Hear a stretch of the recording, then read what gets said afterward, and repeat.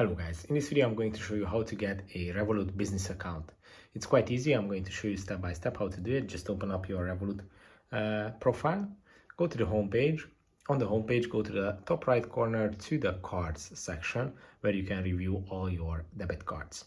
Now you want to tap on the add new, which is going to open up this menu where you can see which types of cards you can create, and you have to swipe to the third section, which is the professional. And here you can see the business cards that you can get, but first you have to sign up for the Revolut Pro, and this is the business version of Revolut. And here you can see all the benefits of having a freelancer business account on Revolut. If this video was helpful for you, please consider sending a super thanks donation.